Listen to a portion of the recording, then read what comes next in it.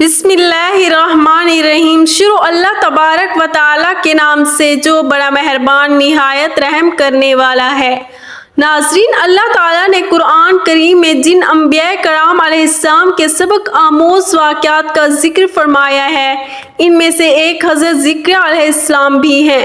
ارشاد باری ہے، اور زکریا علیہ السلام اور یحییٰ علیہ السلام اور عیسیٰ علیہ السلام اور الیاس علیہ السلام یہ سب نیکوکاروں میں سے ہیں۔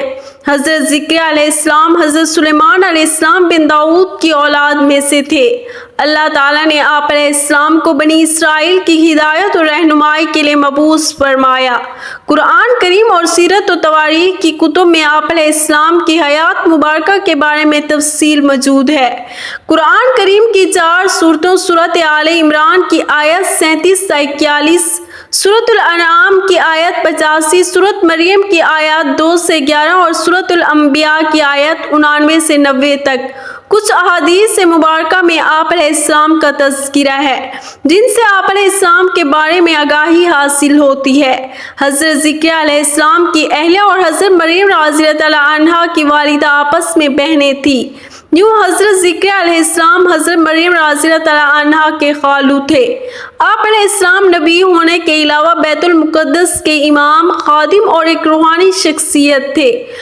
ناظرین، لوقا کی انجیل میں اس منصب کو کاہن کہا گیا ہے۔ دراصل بنی اسرائیل میں کاہن ایک مذہبی اور روحانی عہدہ تھا، جس کے ذمہ ہیکل سلیمانی اور بیت المقدس کی مذہبی رسومات کو انجام دینا تھا۔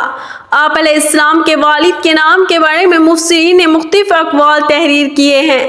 حافظ ابو القاسم ابن عساکر رحمۃ اللہ اپنی مشہور کتاب حافل میں فرماتے ہیں، آپ علیہ السلام کے والد محترم کا اسم گرامی برخیہ تھا۔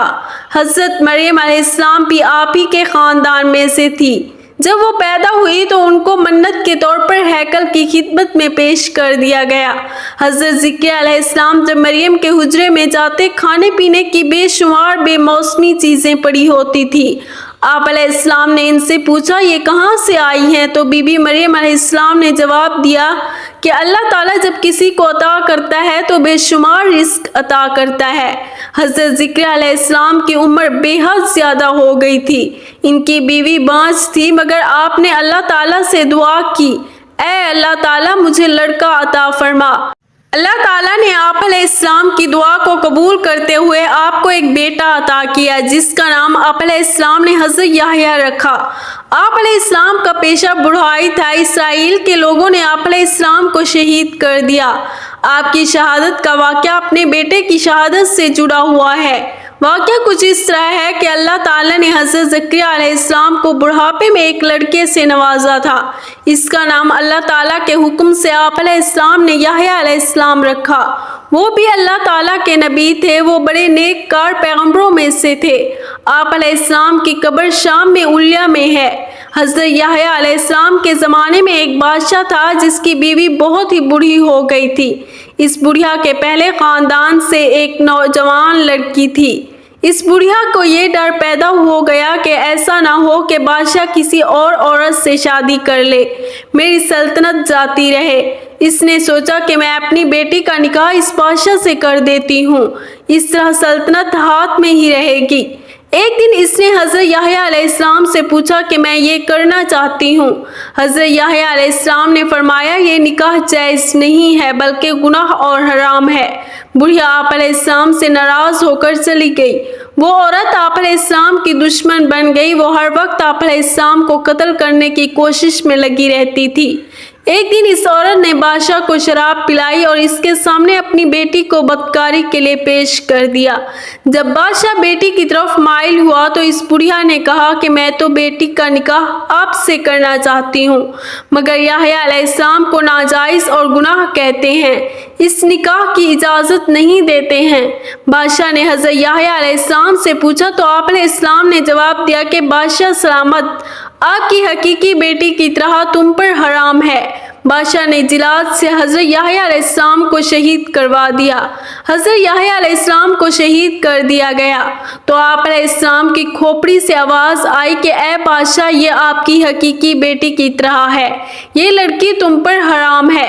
حضرت یحییٰ علیہ السلام کو شہید کیا گیا۔ ان کے والد جو کہ نبی تھے ذکر علیہ السلام، وہ بھی بہت بوڑھے تھے۔ بنی اسرائیل میں ذکر علیہ السلام کے 2 انبیاء گزرے ہیں، ایک کا ذکر قرآن پاک میں آیا ہے، دوسرے کا ذکر قرآن پاک میں نہیں آیا ہے۔ یہ وہ ذکر علیہ السلام تھے جو حضرت یحییٰ علیہ السلام کے والد گرامی تھے۔ قرآن پاک میں صرف ان ذکر علیہ السلام کا ذکر کیا گیا ہے جو حضرت مریم علیہ السلام کے خالو اور حضرت عیسیٰ علیہ السلام کے زمانے کے نبی تھے۔ روایت کے مطابق جب بنی اسرائیل کے لوگوں نے حضرت یحییٰ علیہ السلام کو قتل کیا تو اس کے بعد ان کا ارادہ تھا کہ وہ حضرت ذکر علیہ السلام کو بھی شہید کر دیں گے۔ جب حضرت ذکر علیہ السلام وہاں سے بھاگے، راستے میں ان کو ایک درخت نظر آیا تو انہوں نے اس درخت سے پناہ مانگی تو درخت پھٹ گیا۔ جب آپ علیہ السلام درخت کے اندر داخل ہوئے تو آپ علیہ السلام کا دامن تھوڑا سا باہر رہ گیا تھا۔ شیطان نے ان لوگوں کو کہا کہ حضرت ذکر علیہ السلام اس درخت کے اندر موجود ہیں۔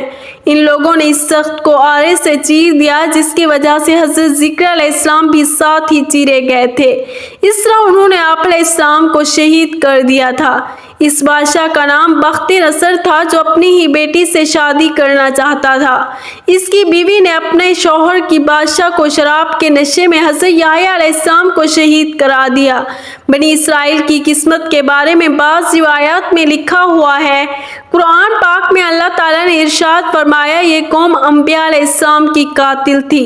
اگرچہ اللہ تعالیٰ نے بنی اسرائیل پر انتہائی انعامات کی برسات فرمائی، پھر ان سب نعمتوں کے باوجود بھی یہ قوم اپنے گناہوں سے باز نہ آ سکی اور انبیاء کرام علیہ السلام کو شہید کرتی رہی۔ ان شہید ہونے والے انبیاء کرام میں سے ایک حضرت ذکر علیہ السلام بھی تھے۔ حضرت ذکر علیہ السلام اور حضرت یحییٰ علیہ السلام کو بخت نصر نے شہید کروایا تھا۔